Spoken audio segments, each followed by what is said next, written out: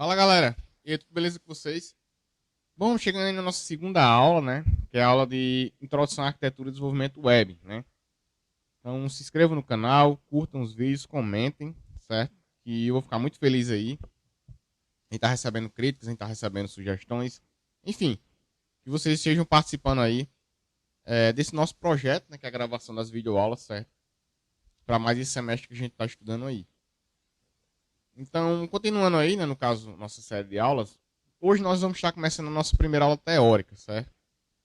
Para nossa aula teórica, eu trouxe aí 3 pontos. O primeiro ponto vai ser, nós discutimos um pouco sobre as arquiteturas de sistemas web. Como o próprio nome da disciplina fala, né? Design de interface para web, né? Design de desenvolvimento para web, certo?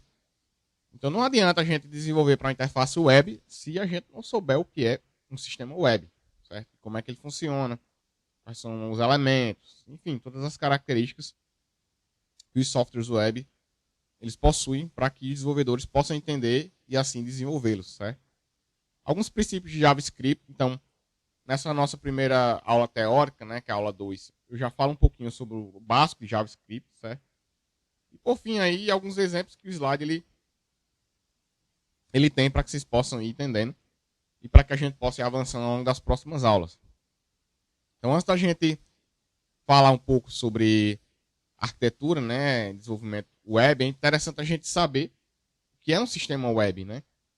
O sistema web ele nada mais é do que um software, certo? Desenvolvido com várias tecnologias, não necessariamente só uma linguagem, mas pode ter várias linguagens, que ele é desenvolvido em etapas ou em níveis, tá certo? Então, não fica tudo numa mesma página, no mesmo bloco de informação, no mesmo bloco de código-fonte. Existem níveis, existem hierarquias, existem características diferentes para cada, vamos chamar assim, cada pedacinho do software, certo? E esse software ele vai ser armazenado em um local, né? Um grande computador chamado servidor, para ser acessado por diferentes pessoas que estão em diferentes locais, não necessariamente dentro da mesma empresa ou dentro da mesma casa, dentro do mesmo domicílio. Então o software ele usa a infraestrutura web, usa a infraestrutura de redes, certo? Redes de acesso, baseada em camadas, no caso a partir da pilha TCP, TCP/IP, para que a partir daí ele possa ser desenvolvido e posteriormente ser acessado, certo? Então, por ele fazer parte desse processo de integração, vamos chamar assim, com os protocolos da pilha TCP/IP, então é necessário você estabelecer algumas regras, você estabelecer algumas configurações hierárquicas do sistema. Então, o projeto de definição de que cada etapa, cada nível do sistema ele vai conter e como vai ser executada essa integração de desenvolvimento de software, certo? Existe com que nós tenhamos que desenvolver a sua própria arquitetura. Vou pegar um exemplo que eu sempre uso aqui na sala de aula, né? Imagine você ter que construir uma casa, certo? E a casa ela é feita a partir de níveis, né? Você tem lá o alicerce, você tem lá o levantamento das colunas, você tem lá levantar as paredes, você tem lá pôr o teto, certo? E caso você precise expandir a casa, caso você precise fazer alguma manutenção da casa, não necessariamente você precisa fazer a manutenção em todas as partes. Você pode fazer apenas em uma parte, desde que aquela manutenção ela não prejudique as demais. Como, sei lá, você quer quebrar uma parede para fazer uma pequena reforma. Você vai lá e faz. Não interfere no alicerce, não interfere no teto. Então o sistema, analogicamente falando, ele funciona mais ou menos dessa forma, certo? Você vai ter, por exemplo, uma parte visual, que é a parte onde o usuário interage. Você vai ter aí uma parte de processamento interno do software, você vai ter lá uma parte de banco de dados. Então, o software ele vai ter etapas, ele vai ter funções diferentes, responsabilidades diferentes, pela qual o sistema como todo ele vai ser composto. No caso, o sistema como todo ele vai ser configurado, certo? Em tese, as arquiteturas de sistemas web elas trazem vários benefícios, tá certo? Como, por exemplo, esse primeiro aí, né? Traz uma quebra de sistemas de software. Porque, como eu falei, o sistema ele vai ser desenvolvido em níveis, certo? Vai ser desenvolvido em etapas, para facilitar a compreensão como um todo. Então, o projeto, ele dividido, ele por módulos, ele se torna mais fácil. Seja para a resolução do problema do usuário, seja para a resolução de limitações de infraestrutura, de arquitetura, de acesso, certo? De hospedagem, enfim. A compreensão de partes únicas que interagem com as demais, então você pode manter o desenvolvimento, manter a manutenção de apenas um nível, apenas uma etapa, e a partir dali ela evoluir mediante as outras etapas, elas evoluem. É o que a gente chama de acoplamento, né? Com um dependente aí, tá uma coisa dependente da outra, certo? Então, o sistema web ele tende a possibilitar com que esse acoplamento ele seja gerenciável, né? O acoplamento ele vai ser mais fácil, o menor, o maior, mas dá a possibilidade que você possa gerenciá-lo, certo?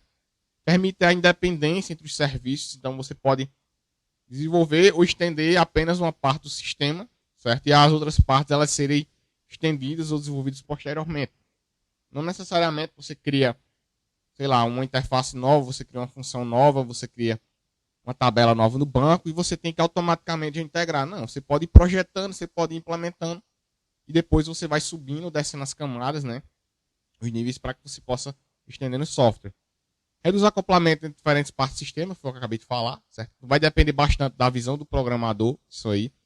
Permite a definição dos padrões, né? Então, existem no mercado os padrões de projeto que você desenvolve seguindo regras que são comuns para a tecnologia, no caso para os profissionais, certo? Você utilizar, como se fosse assim, utilizando referências que são utilizadas por todos os programadores, para que a gente não faça algo tão diferente do comum e aquele diferente comum se torne um problema mais para frente.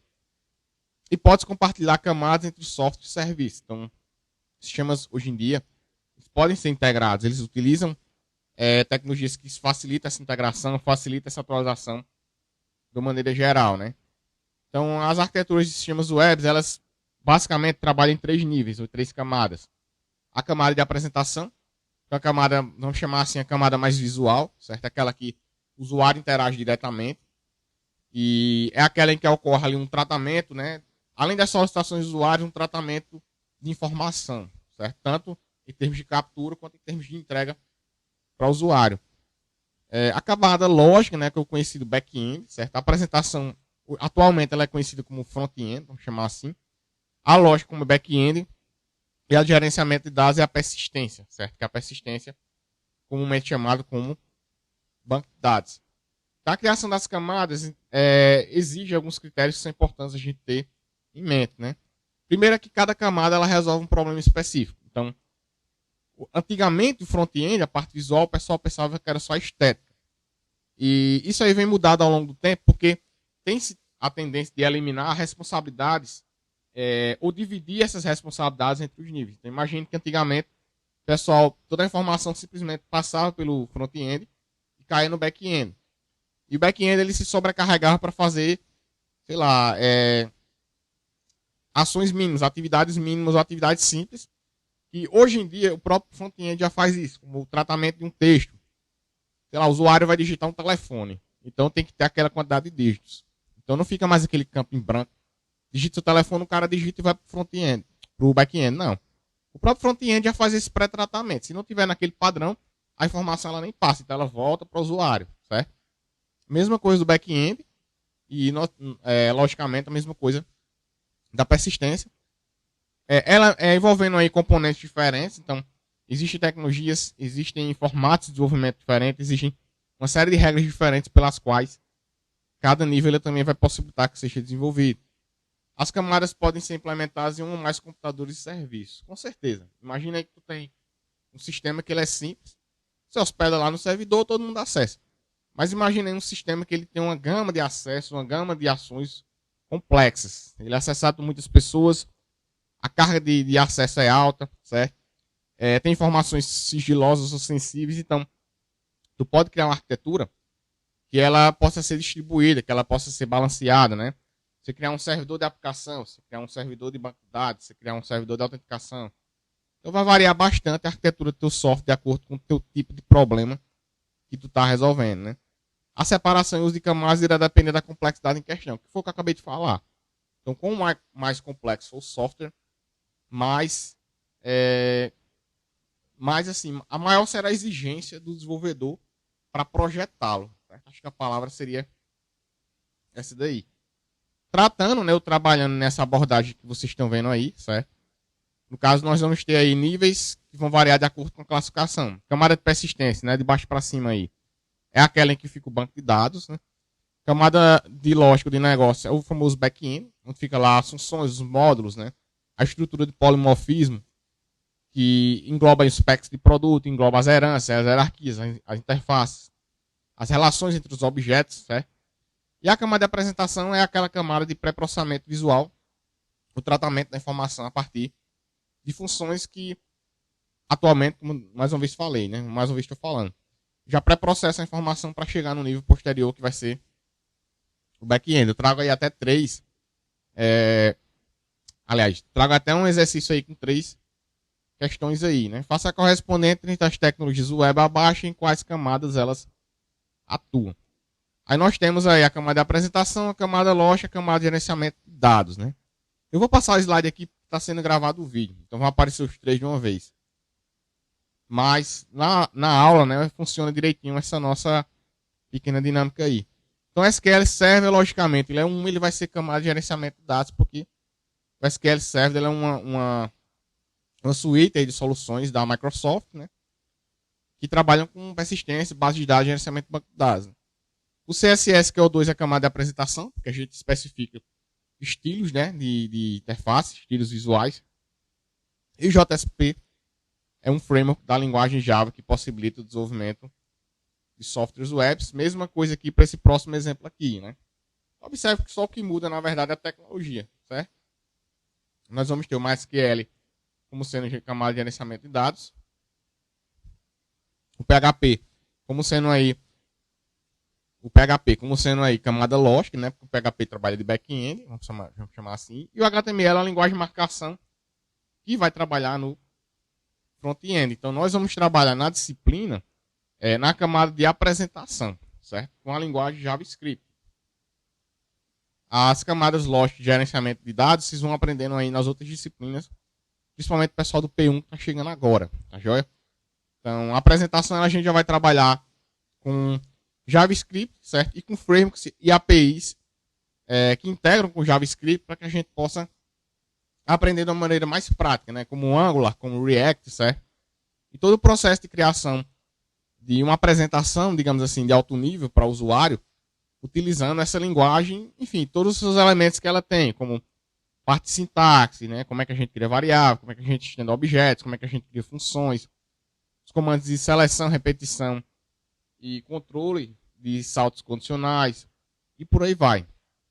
Então, JavaScript vai ser nossa linguagem que nós vamos utilizar. À disposição do funcionamento, à disposição da implementação, vai seguir os padrões das redes de acesso, como a gente tinha falado no começo do vídeo. Lembre-se que a gente utiliza um modelo, né, de arquitetura aí, chamado cliente-servidor. Então, nosso software ele vai ter que estar armazenado em um local e os clientes, para que possam acessá-lo, vão ter que redirecionar requisições, certo? Para aquele servidor, o servidor dá a resposta para que o cliente ele possa ter sucesso ou não naquela requisição que nós vamos trabalhar. Por isso que eu falei que a gente usa a estrutura, né? A gente usa a arquitetura baseada em modelo cliente-servidor. Explore um pouco do assunto, né? Chegando aí na metade do vídeo. Então, recomendo aí como referência os padrões de arquitetura de aplicações corporativas de Foley. Eles dão uma visão geral nessa primeira nossa parte da videoaula que eu acabei de falar, certo? Então, não são informações complexas na minha visão. Exige que vocês entendam na notação geral como é que funciona hoje as arquiteturas de software. Então, essa que nós apresentamos na primeira metade do vídeo é padrão hoje para o mercado, certo? A gente tem que desenvolver já tendo essa visão que vai ser importante para que todo mundo possa aprender. Bom, então não entra no JavaScript, né, que é o nosso foco. JavaScript é uma linguagem aí de programação que naturalmente descende do Java, certo? Então usa aí sintaxe Java, usa algumas regras de orientação a objetos criadas, no caso, adotadas pelo Java, certo? Por aí vai. Ela é interpretada diferente das compiladas, porque a compilação existe todo o processo de conversão até chegar no hardware. E o JavaScript não. O JavaScript ele usa a JVM, certo? Em termos de desenvolvimento e usa os navegadores para leitura por ela ser executada em tempo, interpretada em tempo de execução. Então ela não precisa de uma arquitetura complexa de hardware, né? e sistema operacional para que ela possa ser executada. A própria aplicação de rede, que no caso é um navegador, integração com o protocolo HTTP, né? Que vai ser responsável aí por gerar HTML, para decodificar HTML, certo? E ele faz essa responsabilidade. Então permite que os códigos sejam integrados aí com HTML. O HTML ele faz a marcação, ele faz a criação estética da página, certo? E o JavaScript ele faz a manipulação dos elementos que o HTML ele cria. Então, vamos pegar um exemplo aqui bem simples. Tu vai criar lá um campo que o usuário vai digitar o nome dele e abaixo vai ter um botão chamado enviar, que é o submit. Beleza. Se você criar esses elementos que o HTML já cria, mas você não atribui nenhuma ação para eles, eles simplesmente não vão fazer nada. Você botou lá seu nome, clicou lá em submit, né? Beleza, cliquei em submit, mas o botão não faz nada. Por quê? Porque o botão é só um elemento visual. Aquele elemento visual ele vai ter que ter um comportamento. E é aí que esse comportamento que quem vai providenciar vai ser o JavaScript. Então vai haver uma ligação entre HTML e JavaScript, certo? Para cada elemento que você cria, você vai ter que atribuir para ele um evento, e esse evento vai ser responsável justamente para que a infraestrutura visual do software, a infraestrutura de apresentação do software funcione.